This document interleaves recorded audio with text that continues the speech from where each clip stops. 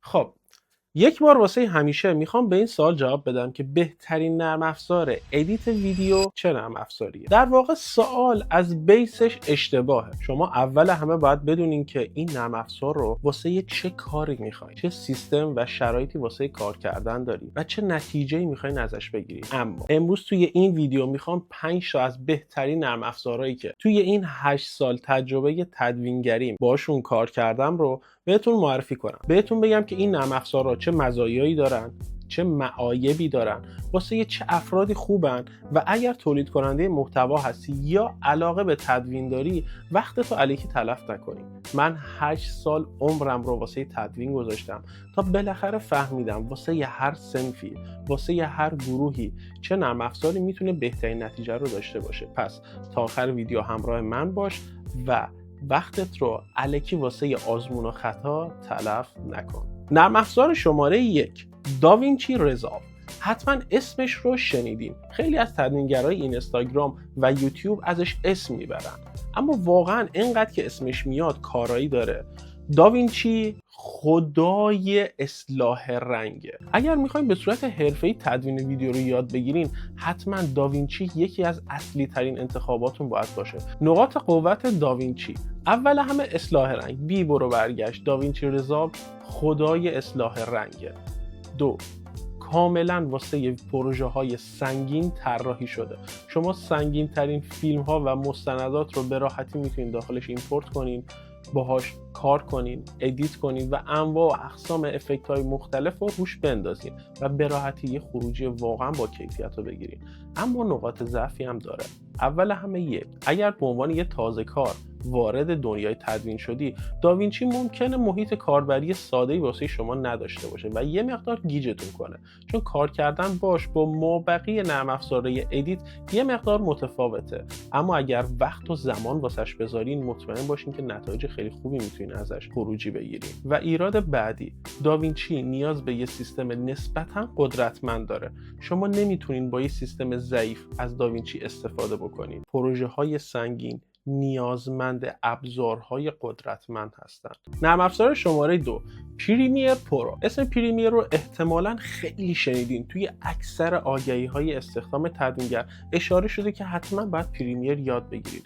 اما مسئله اینجاست که پریمیر واقعاً اینقدر خفنه؟ آره، واقعا همینقدر خفنه. پریمیر یکی از بهترین نرم افزارهای تدوین دنیاست که اکثر فیلم و سریال ها با اون تدوین میشن. اکثر محتوایی که شما همین الان داری میبینید یا حتی همین ویدیو با پریمیر دارن ادیت میشن.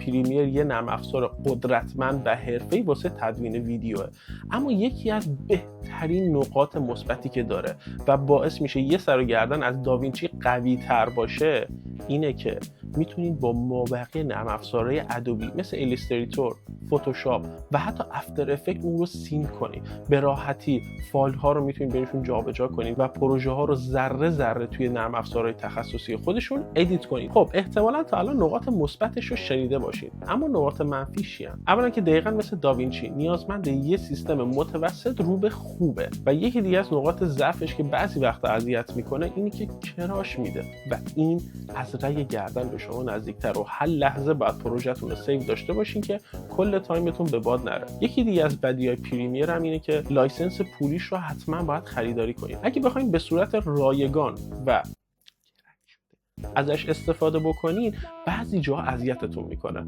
ما هم که داخل ایران هستیم و دستمون بازه، ولی خب چالش‌های خاص خودش رو هم میتونه واسهتون داشته باشه. نرم افزار شماره 3 ادوبی افتر افکت. افتر افکت دقیقاً ساخته شده و خلق شده برای موشن. افتر افکت یکی از خوبیایی که داره اینه که شما سر لحظه به لحظه ویدیوتون میتونید موشن‌های خیلی نرم و تمیز اضافه کنید. اما یه بدی خیلی بزرگ هم داره. افتر افکت کار کردن باش واقعا سخته و بعضی از آدما اصلا نمیتونن باش ارتباط بگیرن. یعنی نرم افزار 0 و 100 یا واردش میشی عاشقش میشی و بهترین خروجی ممکن رو ازش میگیری، یا واردش میشی و هیچ ارتباطی نمیتونی باش برقرار کنی، دست از پا دراستر میبوسیش و میذاریش کنار. یکی دیگه از بدیهای افتر افکت هم اینه که نیازمند یه سیستم واقعا قویه. شما نمیتونین افتر افکت رو با یه سیستم ضعیف اجرا کنین، اصلا سیستمتون منفجر میشه. من واسه این گذاشتمش نرم برو دیگه. نرم افزار شماره 4، نرم افزار کپ کات. حالا چه نسخه موبایل چه نسخه کامپیوترش هیچ فرقی نداره، جفتشون قویان و به در بخورن. من واسه این شماره 4 گذاشتمش چون مشخصه نیاز به هیچ جنگ و جدالی نیست. واقعا نمیتونه به اندازه افتر افکت، پریمیر و داوینچی خروجی‌های با کیفیت بده. اصلا ساخته نشده که بخواید باش ویدیو، سریال، نمیدونم مستند ادیت بکنین. اصلا اینقدر کشش نداره نرم افزارش. اما آیا توی فضای مجازی، توی اینستاگرام، توی یوتیوب حرفی واسه گفتن نداره؟ هر کسی که این حرفو بزنه واقعا یک احمقه. نرم افزار کپ کات با آپدیت هایی که به صورت ماهیانه و هفتگی داره میده، روز به روز داره رشد پیدا میکنه و تبدیل شده به یه نرم افزار سبک، قابل دسترس، با کاربری فوق العاده ساده و قدرتمند. مطمئن باشین نرم افزار کپ کات درسته که در حد افتر افکت، داوینچی و پریمیر خفن نیست، ولی چیزی هم از اونها کمتر نداره. اگر شما تولید کننده محتوا هستین، بی برو برگشت باید برین سمت نرم افزار کپ کات، چون سبک، به راحتی یادش میگیرین و خروجی هایی که میده کاملا مناسب اینستاگرام و یوتیوب هم. اصلا نیازی نیست وقتتون رو واسه پریمیر و داوینچی حروم بکنید. پس اگر شما تولید کننده محتوا هستین، نرم افزار کپ کات میشه اولین و به در بخورترین نرم افزاری که میتونه کار شما رو راه بندازه. اما اگر میخواین به صورت تخصصی تولید محتوا انجام بدین و از تدوین درآمد داشته باشین، نرم افزار کپ کات بی برو برگشت شماره 4 رو میتونه به دست بیاره. در آخر شماره 5 یا رتبه 5 این داستان یک نرم افزار نیست، یه مجموعه از نرم افزارهایی هستن که من بهشون میگن کار را انداز. نرم افزار فتوشاپ، درست شنیدین، فتوشاپ، نرم افزار کنوا، نرم افزار کمتازیا و نرم افزار فیلیمورا. این مجموعه نرم افزار که 3-4 تا نرم افزار خرده‌ریز دیگه هم هست که قاطی ان و توی همین دسته از نرم افزارها هستن. این نرم افزارها بچه‌ها به حد پریمیر، کپ کات، افتر افکت قدرتمند نیستن و اصلا نرم افزار ادیت به حساب نمیاد. اینا سبک‌ترین نرم افزارهای ممکنن واسه ساده ترین ادیت های ممکن. یعنی شما با فتوشاپ نمیتونین واقعا ادیت خفن بزنین، ولی میتونه کارتون رو راه بندازه. در حد چند تا کات هست. با نرم افزار کنوا واقعا نمیتونین کارهای خفن انجام بدین، اما کارتون رو راه میندازه. اگر تولید کننده محتوا هستین بچه‌ها، نیاز نیست که خودتون رو درگیر نرم افزار کنین. من اصلا پیشنهاد نمیدم به کسی که تازه پیج اینستاگرامش رو اندازی کرده یا تازه کانال یوتیوبش رو تأسیس کرده وقت بذاره واسه نرم افزارهای فوق‌العاده سنگین مثل افتر افکت و پریمیر. اصلا شما نیاز ندارین که این چیزا رو یاد بگیرید. شما کافیه که با کپ کات یا هر نرم افزار ادیت ویدیو که در دسترستونه و بیشتر باش ارتباط برقرار میکنین، کافیه که یکم باش یاد بگیرین ساده ترین ادیت های ممکن مثل کات زدن، اضافه کردن موزیک و حذف کردن قسمت های اضافه رو یاد بگیرین تا کارتون راه بیفته.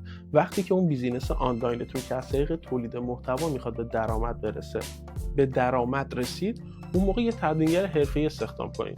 اصلا واسه شما نمیصرفه که بخواین ادیت رو به صورت حرفه‌ای یاد بگیرین، چون به دردتون نمیخوره. و یه صحبت هم کنم با همکارای خودم، یعنی تدوینگرا یا کسایی که علاقه به تدوین دارن و دوست دارن ازش کسب درآمد داشته باشن. شما دقیقاً داستانتون برعکسه. شما اصلا نیاز نیست که وقتتون رو با نرم افزارهای سبک تلف بکنید. درسته کارتون رو راه میندازن، شاید هم یه سری جاها اگر خلاقیت داشته باشین بتونین ویدیوهای خفنی باشون ادیت بزنین، اما باید خیلی باهاتون رو راست باشن.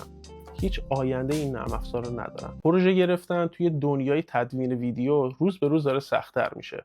رقیبای شما روز به روز دارن آپدیت‌تر و حرفه‌ای‌تر میشن. پس شما باید نرم افزار و ابزاری رو در دسترس داشته باشین که بتونین حرفی واسه گفتن داشته باشین. پس سراغ پریمیر برین، سراغ افتر افکت برین و سراغ داوینچی برین و سعی کنین توش بهترین خودتون رو ارائه بدین و یاد بگیرین روز به روز، ساعت به ساعت، ثانیه به ثانیه. اینجوری میتونین واقعا یه درآمد خوب داشته باشین. توی ویدیوی بعدی میخوام تجربه 2 سال کارمندی کار کردن خودم رو با عنوان یه تدوینگر با شما به اشتراک بذارم. اگه علاقه به کسب درآمد از طریق تولید محتوا دارین و میخواین تولید محتوا رو به زبان ساده و خیلی راحت و دوستانه یاد بگیرین، حتما کانال من رو سابسکرایب کنین و توی کامنت ها بهم بگین که نظرتون درباره نرم افزار چیه، تجربه کار کردن با کدوم یکی از این نرم افزارا رو دارین و اگر علاقه دارین که این نرم افزارا رو یاد بگیرین، حتما توی این پایین بهم بگین. اگه تعداد کامنتاتون زیاد باشه، حتما یه پلیلیست رایگان واسهتون تولید